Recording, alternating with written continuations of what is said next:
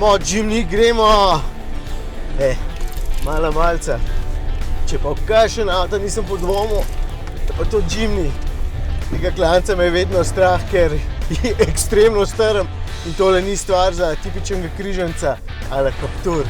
Tukaj ni dovolj samo večja oddaljenost od tal in pa nek kvazi štirikolesni pogon, ki napiše error, potem takoj, ko zapeljem v prvo lužo.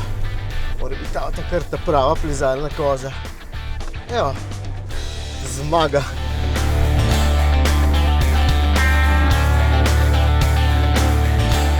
Evo, a vidite, zakaj je to še vedno pravi terenski stroj? Spodaj je še vedno letvena šasija, spredaj in zadaj je toga prema, diferencijala sta zamaknjena v desno, da lažje prepeljete čez kakšno veliko skalo. Mislim, terensko gre to težko bolje. No, kaj pa na cesti? Prijemo do tja, samo da se privlečem ven iz tukaj.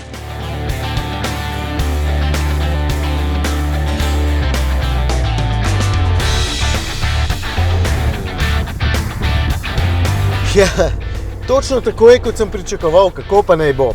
Gunca se kot moja posla, ko se vržem nanjo, volan se vrti kot ringelšpil, preveč in večinoma povsem brez občutka.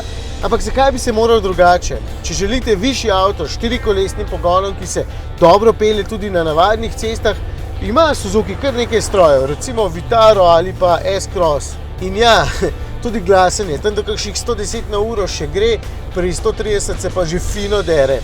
Ima pa k sreči tale vsaj tak dovolj glasen radio.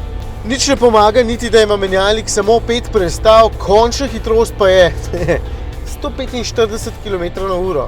Pospeške do 100 sploh ne navajajo, čeprav preslej najbrž pride do 100. A ne? Je pa treba malce več predstavljati in čeprav je tale ročica nevarno blizu sopotnika, ker potem lahko roka mimogrede uide na koleno sopotnika oziroma še bolj sopotnice, je v bistvu menjalnik kar hiter in natančen.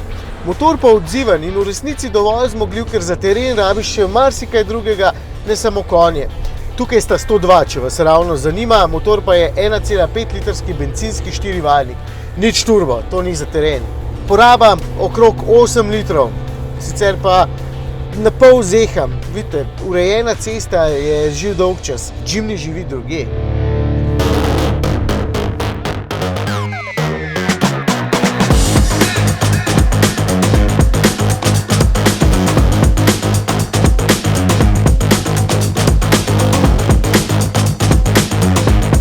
Evo, kilometer pa pol bliže soncu kot prej, se mi zdi, da je tale škatla kot doma. Kar smeji se Jimnyju. Vse meni bi se tudi, če me ne bi zeval, ker sem se premalo oblekel. Ne vem, kateri avto je v zadnjem času pritegnil več pogledov, prav tisto je bilo, ko gledaš otroke, ki skozi izložbo gledajo liziko, pa ne morejo do nje. Japonci obvladajo. Narisali so obliko, ki jo nariše vsak otrok, ki spominja na prejšnji Jimny in ki vseeno izgleda moderno. In potem dodajo še takšno hudo barvo, pa tole črno plastiko, ki je vedno črna, da se ve, kje bo avto najbolj tepen. Pa poglejte to streho, a ni huda? Povsem ravna, da lažje kidate sneg z nje in tak fin žlep ima vse naokoli, da vam ne kaplja po glavi, ko noter nalagate svoj ulov.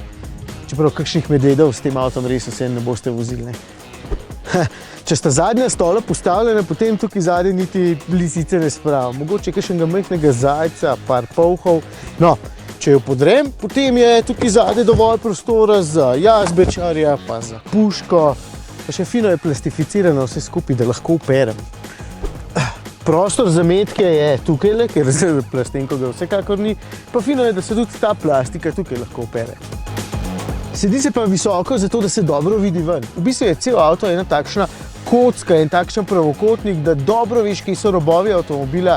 Sem pa vseeno pogrešal kamero zadaj ali pa vsaj parkirne senzorje. Čeprav je avto res kratek, samo 3,65 m meri, me je vedno strah, da bom tisto zadnjo gumo nekam stisnil in prebil še preden jo bom dejansko uporabil. No, mogoče bom pa uporabil danes, ko bom osvojil še zadnji vrh tam na gor.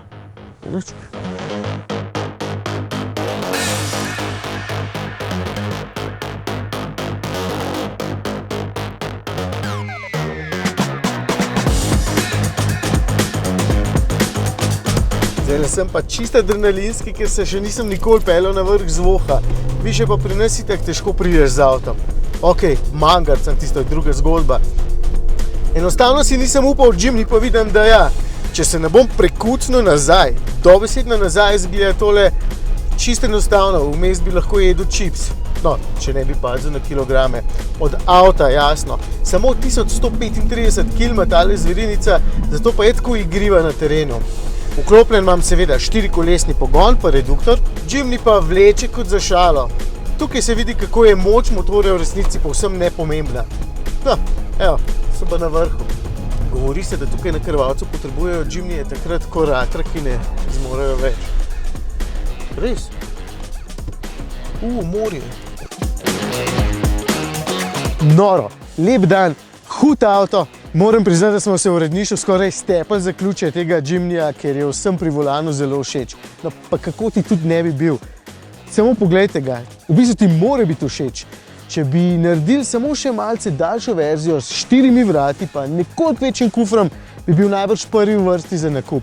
No, tale pa stane 20.600 €. Ni malo, če ga primerjam s podobnimi majhnimi križanci in v bistvu ni veliko, če vem, kako zmogljiv namenski stroj je tole. Enač, greva dole, ne? Ali pa še ne, se lahko tle malo romantike zganjava. Še plavati,